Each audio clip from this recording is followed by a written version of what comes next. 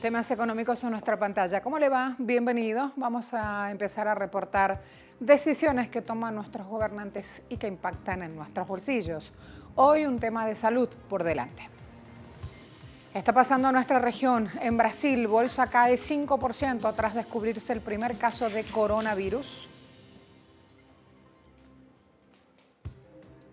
En Sudáfrica habrá recorte en los salarios del sector público por el orden de los 10.500 millones de dólares en los próximos 3 años. Y vamos a hablar de brecha de género en España. Vamos a hablar de una imperante desigualdad entre lo que percibe un hombre, una mujer en el mismo puesto, en el mismo cargo.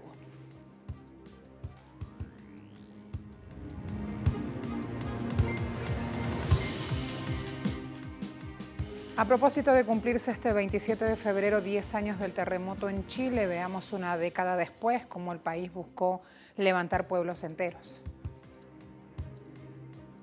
A los chilenos jamás se les olvidará la cadena de omisiones y de errores de comunicación de alerta temprana y urgente en las horas de confusión y dolor luego de que su país sufriera el 27 de febrero de 2010 su segundo terremoto más fuerte desde 1960 y el octavo más potente en la historia de la humanidad. Una década después del terremoto de 8,8 de magnitud y el tsunami que azotaron el centro y el sur de Chile, el país completó la reconstrucción y consolidó la ingeniería antisísmica, aunque en las zonas costeras arrasadas los pobladores intentan todavía adaptarse a vivir lejos del mar. Un ejemplo de reconstrucción es la localidad de Dichato, a unos 30 kilómetros de Concepción, que fue arrasada por el mar, pero 10 años después de la tragedia, el pueblo es considerado un símbolo de reconstrucción exitosa. El borde costero fue reconstruido y se incluyeron obras de mitigación. Se implementaron vías de evacuación y casi 3.000 habitantes fueron reubicados en 2 tipos de vivienda por el riesgo de inundación. Al igual que en Tumbes, se levantaron casas y edificios anti-tsunamis. He dicho yo, así como Dichato fue el ícono de la devastación, somos el ícono de la reconstrucción, que yo creo que es un ejemplo para todo el mundo, ver que nosotros con esa fuerza que tenemos, el ímpetu, Dichato se levantó. Dichato tiene un 100% de reconstrucción, dice Iván Carter, director de Planificación y Diseño Urbano de la Universidad de Biobío, para quien la asociación con las comunidades locales fue clave en el éxito del proyecto. Hay que señalar que durante la tragedia más de 220.000 viviendas fueron destruidas, 3.700 escuelas o liceos quedaron inutilizables, al igual que 17 hospitales y 1.550 kilómetros de rutas. Familias, en su mayoría de pescadores, fueron reubicadas en una villa bautizada como Las Caletas, con casas sólidas, una plaza de juegos y una sede vecinal, pero que ellos creen que los alejó demasiado del mar, al que ahora acceden caminando unos 10 minutos por un empinado camino. A orillas del mar se decidió reconstruir una veintena de restaurantes, principal sustento económico de esta zona. Otro punto, Argentina, salen de circulación los billetes de 5 pesos, podrán ser usados hasta el próximo sábado y luego canjeados en bancos, en entidades financieras durante todo el mes que viene. Una medida que hace parte del programa de emisión de papeles de mayor denominación, así como el cambio de diseño de todos los billetes de la serie, con la salida de próceres y la llegada de imágenes de fauna y flora nativa. En mayo de 2018, el billete de 2 pesos con la imagen de Bartolomé Mitre quedó también fuera de la plaza. Hay que destacar que el lugar del billete en la plaza monetaria ahora va a ser reemplazado por moneda del mismo valor que ya está circulando, plateada, algo más chica que la conocida de 1 peso y tiene la imagen del árbol y de la flor del arrayán.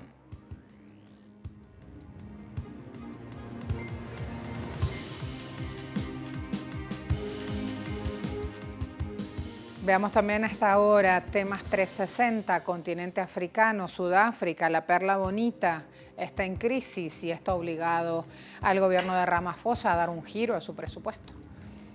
El ministro de Finanzas de Sudáfrica anunció este miércoles planes para ajustar el gasto público, incluido un importante recorte en los salarios del sector público de 10.500 millones de dólares en los próximos 3 años, lo que se traduce en una reducción de alrededor del 9% en el primer año, en un esfuerzo por evitar una crisis financiera inminente. En su discurso anual sobre el presupuesto ante el Parlamento, El alto funcionario prometió llevar el hacha a la ley salarial del servicio civil, que ahora engulle más de un tercio de los gastos después de un aumento de casi 40% en los números durante una docena de años. Propondremos una nueva ley para detener los salarios excesivos en las entidades públicas. También debemos abordar de manera decisiva el costo excesivamente alto del arrendamiento de edificios gubernamentales. De igual manera, Bonweni prometió $3.900 millones a la empresa de servicios públicos de energía de Sudáfrica, Eskom, y al operador bandera con problemas de efectivo South African Airways. Asimismo, dijo que se creará un fondo de riqueza soberana con un monto de capital objetivo de alrededor de $2.000 millones. Hay que señalar que el crecimiento débil, el deterioro de las finanzas públicas, incluido un déficit presupuestario elevado, los cortes de energía paralizantes y el aumento del desempleo se combinan para nublar las perspectivas económicas de Sudáfrica. Según los documentos presupuestarios, la economía del país creció solo alrededor del 0,3% en 2019 y se espera que crezca un triste 0,9% este 2020. El déficit presupuestario actualmente es del 6,3% del Producto Interno Bruto.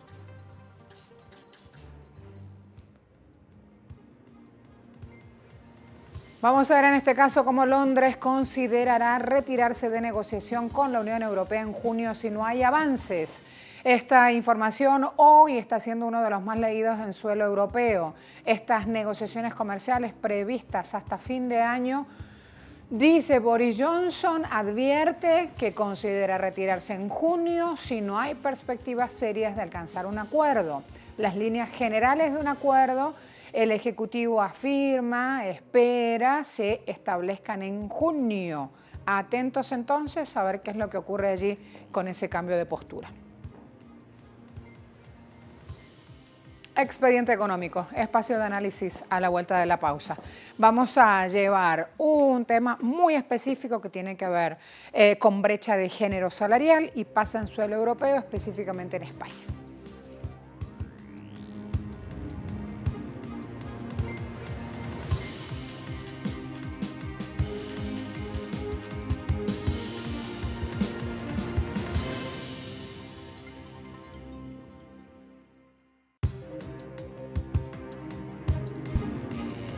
Son este año, del año 2017, que es el último año en el que se ha publicado la estructura salarial. Como os decía, la brecha disminuye unas décimas en nuestro país, 0,43 décimas.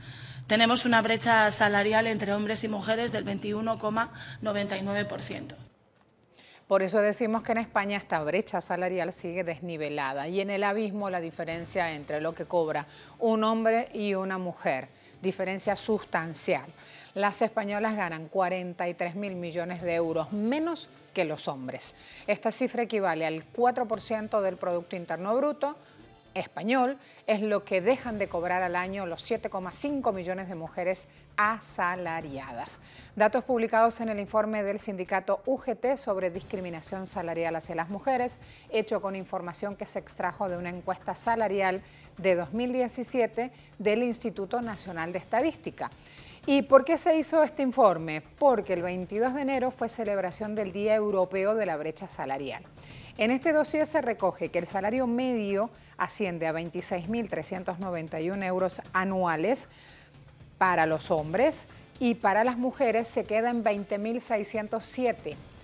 Por hora un hombre embolsilla la media de 16,1 euros y la mujer 13,93 euros por esa misma hora de trabajo.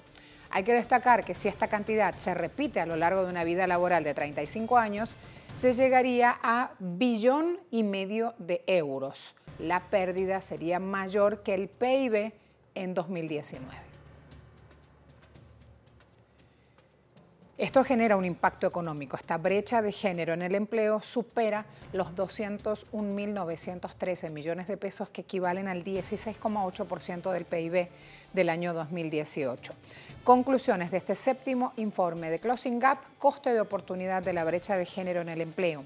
Allí dice, si la tasa de empleo de la mujer se igualase a la del hombre, aumentaría producción y esto supondría la creación de 2.3 millones de puestos de trabajo.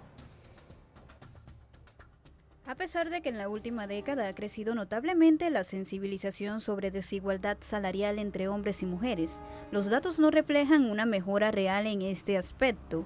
En el caso de España, recientemente se presentó un informe elaborado por PwC, la firma de servicios profesionales más grande del mundo, que cuantifica por primera vez el coste de oportunidad que la desigualdad laboral tiene para la economía española. El estudio evidencia además las barreras a las que la mujer española se enfrenta y que lastran su trayectoria profesional. Este profundo impacto en la economía es resultado de la infrarrepresentación que sufre la mujer en el mercado laboral, a pesar de que hay un 5,4% más de mujeres que hombres en edad de trabajar.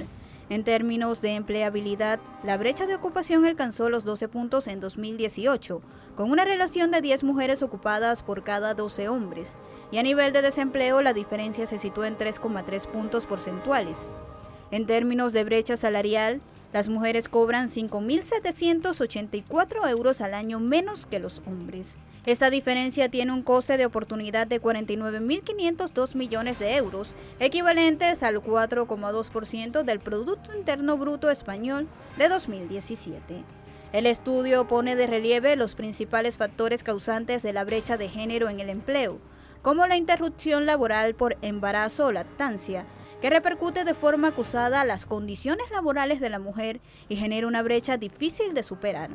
Las diferencias de género en la elección de estudios y profesiones, que siguen todavía muy arraigadas en la sociedad, la incorporación tardía de la mujer al mercado laboral por motivos históricos, junto a la falsa corresponsabilidad en los roles familiares y domésticos, y otras barreras de índole social y cultural, conforman el difícil escenario al que se enfrenta la mujer en el terreno laboral.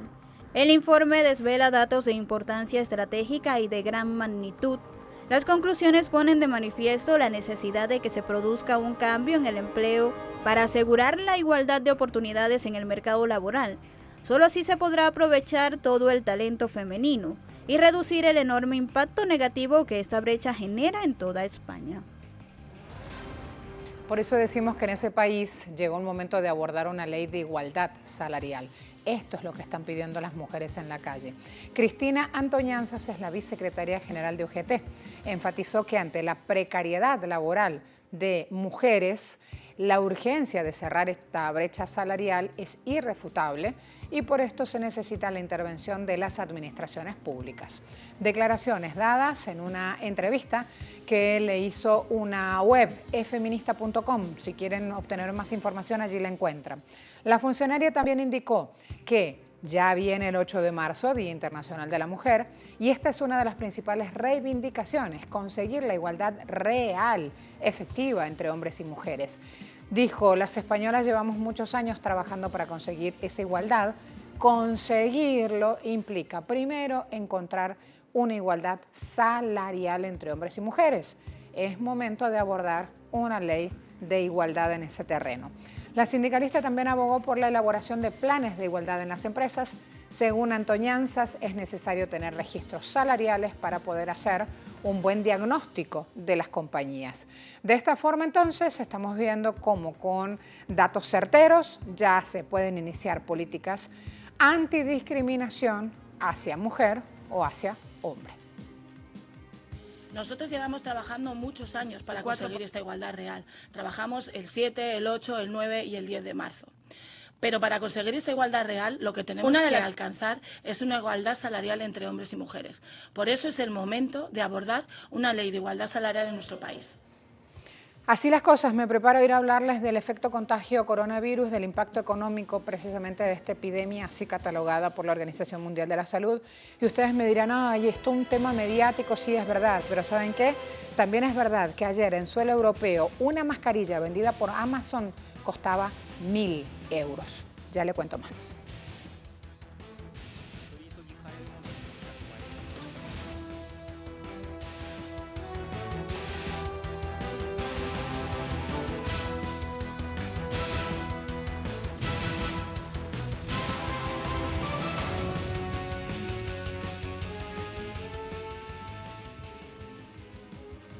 máscaras y desinfectantes para manos luego que el gobierno confirmara el primer caso de coronavirus en el país, siendo también el primero en América Latina. La demanda de máscaras es realmente alta debido a la confirmación de un caso en Sao Paulo. Antes había casos en China y Europa. Hoy tenemos clientes que compran para enviarlos a Italia, no demasiado para enviar a China. Pero la gente en el mercado nacional tiene miedo y anticipa y compra máscaras y gel de alcohol. La iglesia también toma medidas de precaución. Por ejemplo, el saludo para dar paz a los hermanos fue suprimido del ritual en la misa, para evitar el contacto físico. La Bolsa de Brasil cedió ante los síntomas del coronavirus. Este miércoles registró su mayor caída en casi 3 años, 2 días sin operaciones. El Bovespa cerró con caída de 7%, la mayor desde el 18 de mayo de 2017, la fecha del lanzamiento de un audio, ¿lo recuerdan?, que contenía un diálogo comprometedor que involucraba al entonces presidente Michel Temer. La sesión acortada del miércoles de ceniza reflejó preocupación mundial por esta epidemia. Los papeles de Petrobras se hundieron 10%, profunda caída en los precios del petróleo también en los últimos días. Gol, la aerolínea, desplomó acciones 14,3%, la mayor caída del Bovespa. Azul perdió 13,30%, la metalúrgica Gerdau retrocedió 11,89%, CVC Brasil, operadora y agencia de viajes, cayó 11,33% y la siderúrgica nacional también cayó 10,89%. Hemos visto una caída importante en los mercados de capitales y al mismo tiempo un aumento en el tipo de cambio del dólar, a pesar de las acciones tomadas por el Banco Central para mitigar los efectos del anuncio sobre el virus que llega a Brasil y otros países. Pero recuerden que esta es una situación difícil, porque no es el real brasileño el que se debilita, sino el dólar que se fortalece. Al principio, los mercados de capitales sufrirán mucho y en los próximos días veremos otros mercados como el mercado turístico, por ejemplo, que podrían verse afectados, principalmente las empresas que trabajan con turismo extranjero.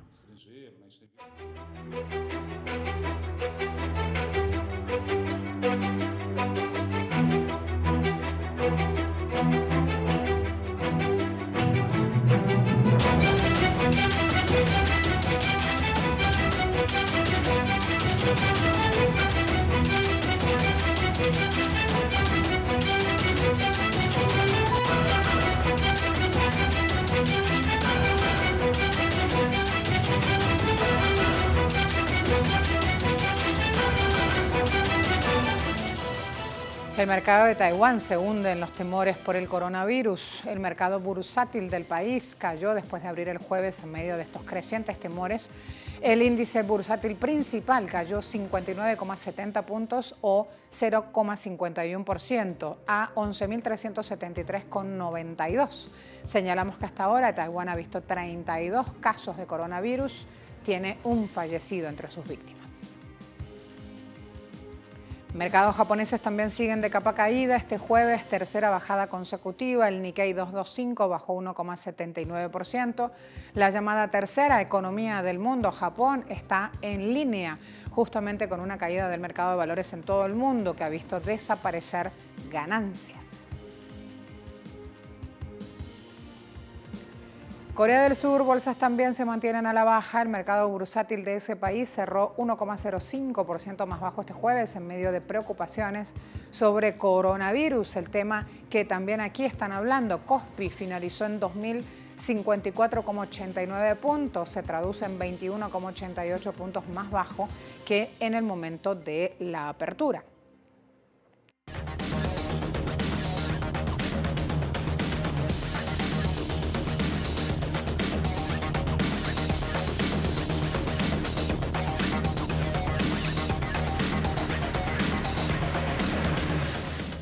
En Italia, autoridades de Milán redujeron este miércoles restricciones generadas por el coronavirus, restricciones para bares y encuentros como pubs, ¿Por qué? Porque evitan dañar la economía local. 2 días antes, en Lombardía, se había ordenado cerrar bares, pubs y discotecas a las 6 de la tarde, intentando limitar la interacción social en estos lugares concurridos. Ya el miércoles se permitió que estos establecimientos abrieran puertas, siempre y cuando solo sirvieran a personas sentadas en las mesas. A los clientes no se les permitía, por ejemplo, ordenar y consumir bebidas en el bar, solo un número limitado de personas podían entrar en un momento dado. Mire cómo las normas y las costumbres también se han visto alteradas en estos tiempos a raíz justamente de las herramientas de prevención que se aplican.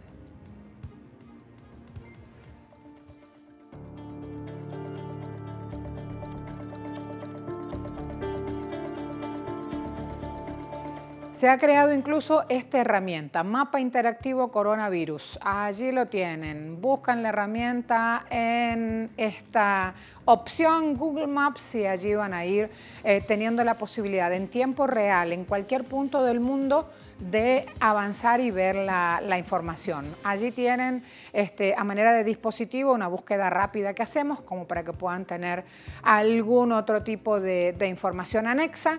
La cuestión es entrar, chequear, empezar a mirar y seguir de cerca los hechos, siempre y cuando por supuesto les interese o tengan previsto un viaje de negocios o tengan previsto a lo mejor una incursión ya planificada, por ejemplo, por vacaciones. Esto mucho tiene que ver, esta manera de trabajar, con herramientas que China ha logrado ya que sean cotidianas para nosotros, desde un robot tomando un pedido hasta los envíos a domicilio que tanto han crecido. Así la tecnología se va poniendo de nuestro lado, en este caso, para ayudarnos a combatir un episodio de falta de salud como es la aparición de este virus. Gracias a todos. Será hasta la próxima.